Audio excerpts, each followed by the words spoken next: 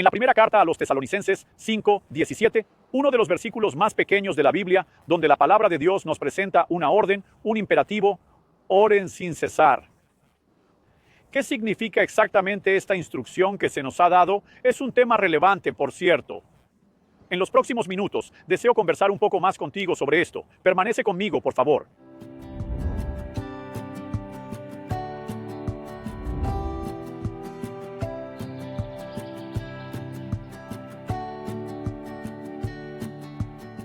Hoy estoy en Florianópolis, Santa Catarina, Brasil, pasando para traer una palabra más a tu corazón. El texto ya fue presentado en la introducción, que será la guía de nuestra conversación y reflexión. Sé que para muchos creyentes, solo el concepto de oración ya es un reto que no todos han logrado enfrentar. Pero al hablar de orar sin cesar, parece algo incluso inalcanzable. Pero lo primero que debemos reflexionar es que Dios no nos pediría algo que no pudiéramos cumplir. Si así fuera, sería injusto, y eso no es cierto. Hebreos 6:10 dice que Dios no es injusto. Entonces, ¿qué significa esto exactamente? Que el cristiano no puede detenerse a dormir, ni trabajar, ni hacer otras cosas. Claro que no. La misma palabra de Dios que nos dice que oremos sin cesar, nos enseña a respetar el descanso. La misma palabra que nos dice que oremos sin cesar, también dice que quien no trabaja, no come. Así que no se puede simplemente dejar todo y vivir solo en oración, y aunque lo hiciéramos, aún tendríamos que dormir, y durante la noche no podemos orar sin cesar. Evidentemente que el apóstol es absoluto cuando habla de no cesar. No está necesariamente estableciendo que nunca puede haber interrupciones, aunque el significado de esta palabra sin cesar significa eso, sin interrupción, algo que es constante. Pero hay que entender que habla de perseverancia en la oración, habla de mantener la continuidad en la oración, de no perder el ritmo, pero también menciona la diversidad de formas y estilos de oración. Es lógico que hay un momento para la oración en secreto, como dice el Señor Jesús en Mateo 6:6. Cuando ores, entra en tu cuarto, cierra la puerta, habla con tu Padre en secreto. Si esto fuera el único tipo de oración, no se podría hacer sin descanso. No podríamos quedarnos todo el tiempo en la habitación, porque no podríamos realizar otras actividades, y aún así, ¿es esta la única forma posible de realizar una oración? Claramente no lo es. A través de las Escrituras observamos a personas comunicándose con Dios en oración, a menudo en el trabajo, a menudo en presencia de otras personas y a veces siendo discretos al respecto. Me sorprende cómo, cuando la Biblia menciona en el libro de Nehemías que él estaba frente al rey y la palabra de Dios dice: en Nehemías 2:2, el rey me dice: ¿por qué tu rostro está triste si no estás enfermo? Es tristeza del corazón. Él teme porque siempre ha estado ante el rey con cara alegre, sin tristeza. Y el verso 4 dice: el rey me preguntó: ¿qué me pides ahora? El versículo 4 dice: entonces oré al Dios del cielo y le dije al rey: si le agrada al rey y si tu siervo ha hallado gracia ante ti, te pido que me envíes a ayudar a la ciudad donde están los sepulcros de mis padres para que la reconstruya. Así que oré a los cielos. No puedo creer que Nehemías le diga al rey que espere un poco, que se arrodille, que haga una oración en voz alta, con las manos en alto. Estamos hablando sobre algo que se ha desarrollado en lo más profundo del corazón. Y hay otros textos a lo largo de la palabra de Dios que sugieren exactamente lo mismo. Cuando Abraham manda a su siervo a encontrar una esposa para Isaac, él va, la familia de Rebeca, que eran sus parientes. La palabra de Dios nos muestra que él se detiene junto a la fuente y hace una oración, pidiendo a Dios una dirección y una señal para poder encontrar a la mujer que sería.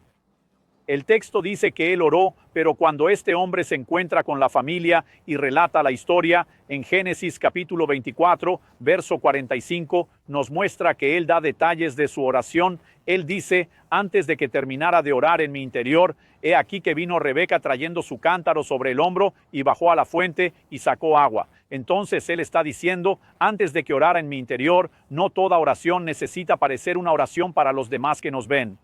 Entonces podemos orar, por ejemplo, en medio de otras actividades. No significa que dejemos todo y solo nos concentremos en eso, sino que se trata de una conexión continua con Dios. Es evidente que habrá momentos de oración en los que nos apartamos y nos dedicamos exclusivamente a ello. La Biblia dice que Daniel oraba varias veces al día y se detenía para seguir un protocolo. Esto no significa que porque oro en otros lugares no necesite la oración en secreto. Pero el hecho de orar en secreto no quiere decir que no pueda orar en otras actividades. Aparte de la oración en secreto, podemos tener oración conjunta y colectiva con otros hermanos, pero también existe otro tipo de oración que se sigue llevando a cabo a lo largo del día. Es recordar a Dios constantemente. Incluso cuando estamos en el tráfico, aunque nuestros ojos estén en la carretera, podemos comunicarnos con Dios, abriendo nuestro corazón a Él y exaltando el nombre del Señor. Y de todos los tipos de oración, hay una que podemos destacar especialmente, que me gusta denominar como el lenguaje sobrenatural de la oración del Espíritu Santo. La Biblia nos muestra en Hechos 2 que cuando los apóstoles fueron llenos del Espíritu Santo, bautizados en el Espíritu Santo, la Biblia dice que cada uno de ellos comenzó a hablar en otras lenguas según el Espíritu Santo les daba que hablasen. El apóstol Pablo enseñará más sobre el hablar en lenguas en la epístola a los Corintios, aunque el libro de Hechos se centra solo en las personas llenas del Espíritu Santo. Hablando en lenguas en otros lugares como en la casa de Cornelio o cuando el apóstol Pablo predica en Éfeso, pero es en primera a los Corintios donde encontramos algunas orientaciones sobre esta práctica. En la primera carta a los Corintios 14:2, Pablo dice que quien habla en otra lengua no habla a los hombres, sino a Dios, porque nadie lo entiende y en espíritu habla misterios. A diferencia del don de variedad de lenguas que va acompañado de interpretación, es decir, una explicación para los oyentes, la Biblia dice que quien habla en lenguas habla con Dios, es un idioma de oración. Más adelante, en el mismo capítulo 14, pero en el verso 14, Pablo dice que si oro en otra lengua, mi espíritu ora de verdad, pero mi mente queda infructuosa.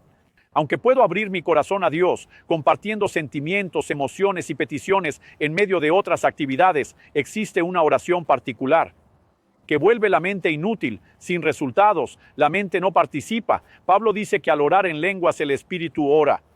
Entonces todo cristiano, además de hablar con Dios en su entendimiento, porque luego vemos al apóstol Pablo en el verso 15 diciendo, ¿qué haré? Oraré con el espíritu, pero también oraré con mi mente, cantaré con el espíritu y también con mi entendimiento. Es obvio que debemos orar con entendimiento en nuestro idioma, pero al orar en lenguas, la mente no produce resultados.